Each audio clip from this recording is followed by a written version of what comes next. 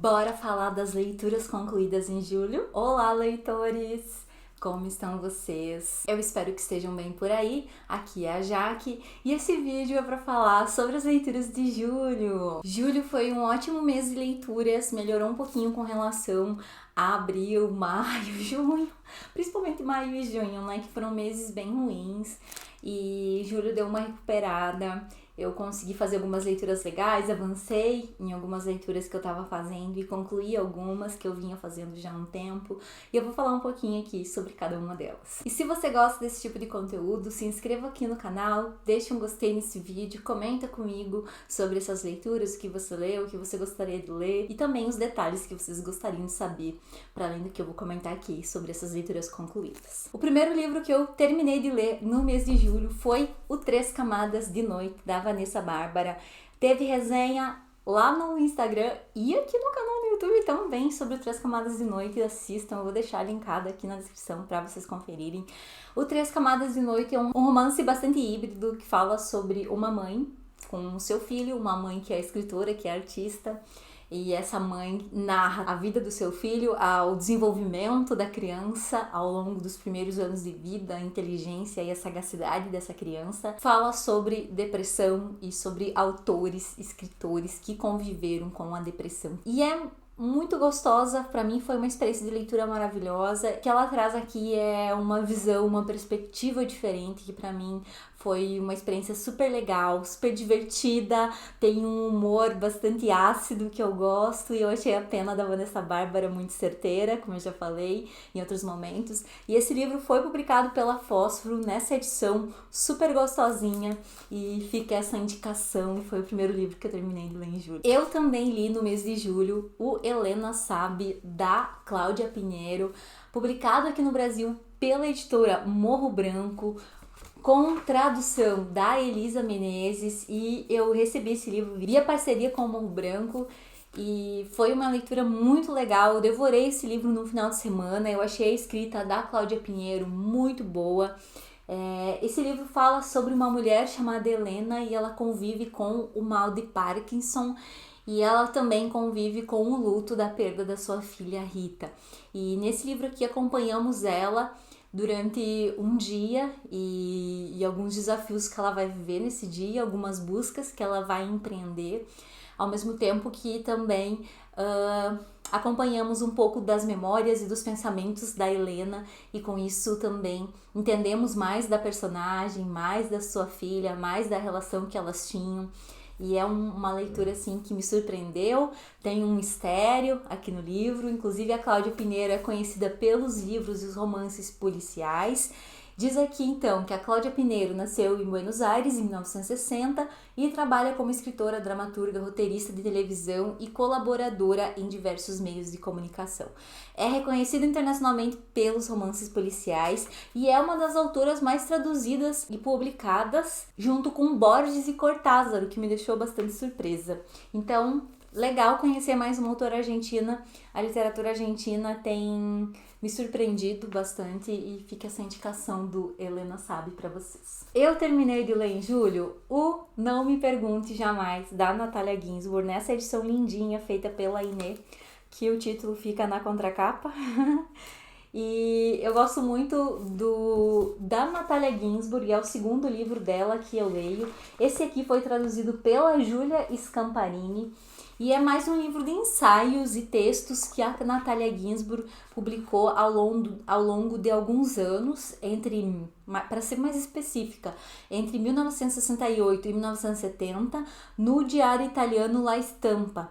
E são esses textos que ela vai apresentar aqui nesse livro, acrescidos de mais alguns. Tem alguns que são inéditos, inclusive. E ela diz assim, que ela jamais conseguiu ter um diário.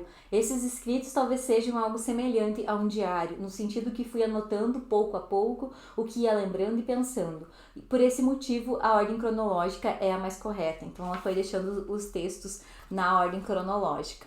E eu gostei bastante da experiência. Os textos eles abarcam assuntos diversos, desde a infância dela, a época que ela frequentava a escola, como ela se sentia, O relacionamento dela com o marido também, tem um texto aqui que eu adorei, que é quando ela pensa em comprar uma casa e os choques de ideias que ela e o marido têm.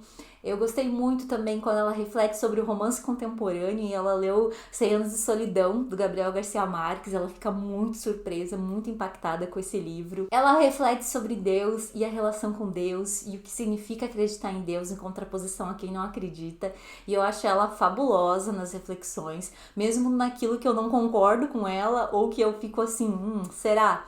Eu acho ela inteligentíssima. E outra coisa incrível da Natalia Ginzburg, ela não tem medo de dizer, por exemplo, que não entende nada de cinema. E isso me deixa feliz, sabe? Eu gosto dos autores que têm também um pouco desse tom de reconhecer, sabe? Um pouco daquilo que não sabem.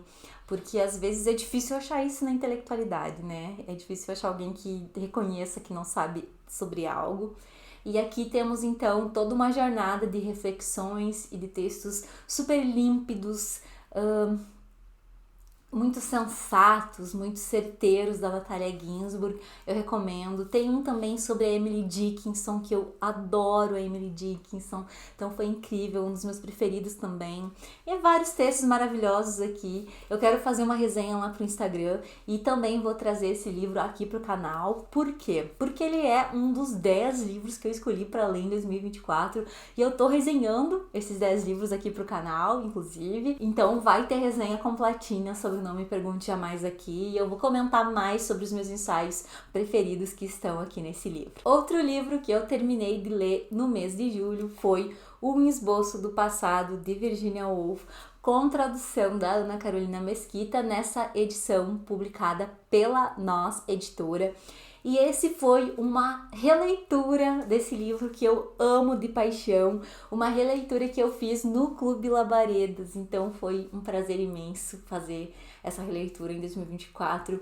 Eu fiz roteiros de podcast, comentando detalhes do livro com o pessoal, tivemos um encontro incrível, então foi uma experiência muito gostosa pra mim, particularmente, que sou fã de Woolf. Quem leu me falou que curtiu, que se interessou pela autora, sabe? E entender um pouco das contradições de Virginia, que também estão aqui. E nesse livro, ela reflete sobre o seu passado. A Virginia, ela escreve essa obra entre 1939 e 1940. Ela estava escrevendo, quando ela começou esses esboços, uma biografia do Roger Fry e ela sofria muito para escrever textos assim mais sérios. E a irmã dela, Vanessa Bell, sugeriu que ela escrevesse as próprias memórias. E ela achou que era uma boa ideia, ela ficou com medo de ficar esperando muito tempo. Ela disse, depois eu vou escrever as minhas memórias aos 80 anos e vai dar 10 páginas, porque não vou me lembrar mais de nada. Então ela começa a esboçar esse texto, primeiro de uma forma mais livre, depois de uma forma meio que diarística. Ela achava que colocando as datas e colocando alguns fatos do momento presente, ela se faria mais presente nessas memórias, ela colocaria o eu do presente também, para dialogar com esse eu do passado. E é um contexto turbulento, é um contexto de Segunda Guerra Mundial e tudo isso afetava o íntimo, né, de todas as pessoas e ainda mais de pessoas que pensavam um pouco além sobre o mundo. E Virginia e Leonard também tinham uma situação complexa por causa da origem judaica do Leonard, então eles tinham muito medo que Hitler invadisse a Inglaterra, ocupassem a Inglaterra, então eles viviam um contexto de muito assombro. E ela traz um pouco desse contexto para o livro, enquanto mergulha nesse passado, reflete sobre o que ela era e o que ela se tornou, principalmente a partir de algumas pessoas com as quais ela se conectou muito e principalmente nos primeiros anos de vida, né? Que foram sua mãe Júlia, a irmã Stella, o pai, o Leslie e o irmão Toby, e que foram pessoas que ela também perdeu muito cedo na vida dela. É um livro maravilhoso, vai ter resenha também sobre ele aqui no canal, me aguardem, falando mais sobre um esboço do passado da Virginia. Outro livro que eu terminei de ler no mês de julho foi A Valise do Professor, da Hiromi Kawakami, com tradução do Jefferson José Teixeira. Eu gosto muito de literatura japonesa. Esse ano eu li A Polícia da Memória, inclusive, que também estava no meu desafio de 10 livros para 2024, que tem resenha aqui no canal, inclusive, sobre A Polícia da Memória. Eu vou deixar linkado na descrição também para vocês conferirem as resenhas.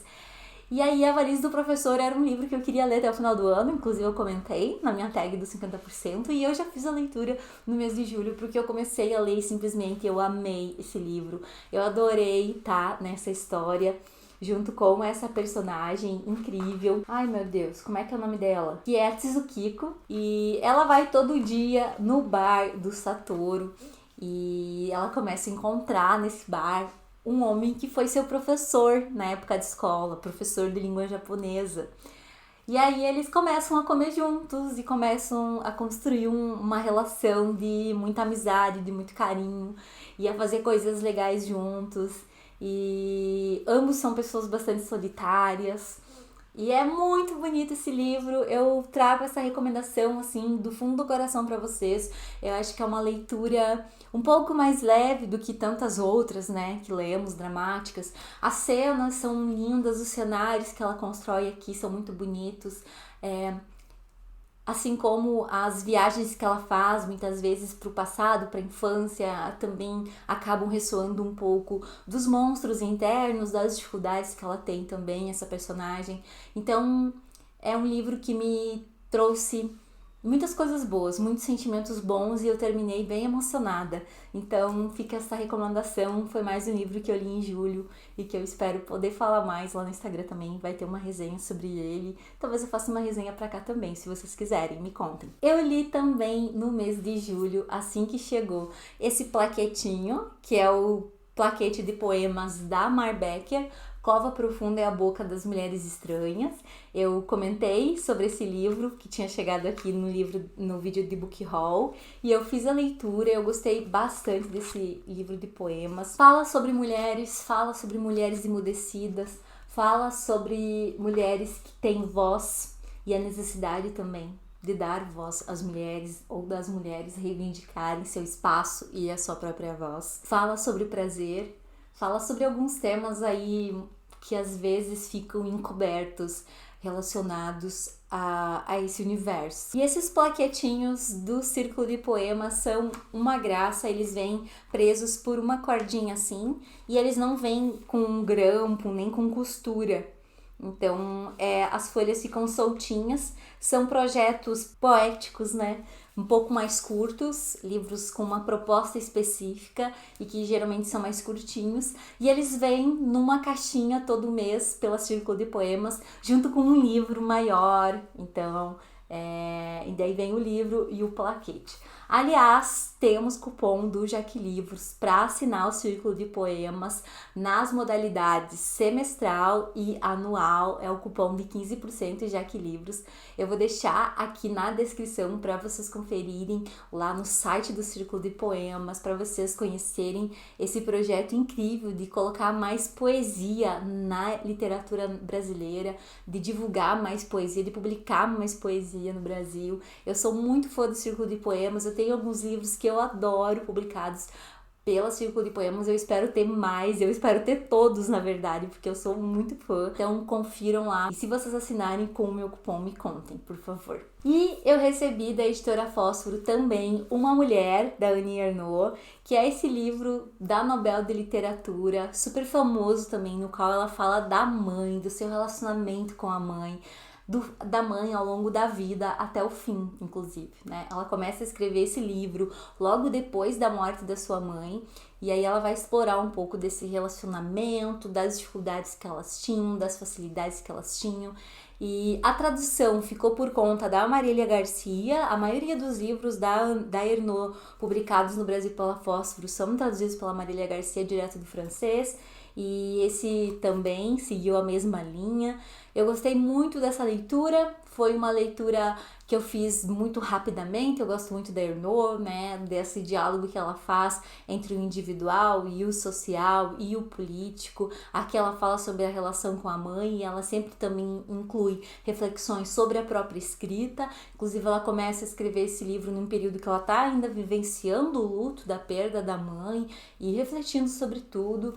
Então é um livro muito sensível, um livro muito bonito. Eu não me identifiquei de todo com esse livro, eu me identifiquei mais com o lugar no qual a Elinor fala sobre a relação dela com o pai do que com uma mulher, em que ela fala sobre a relação dela com a mãe.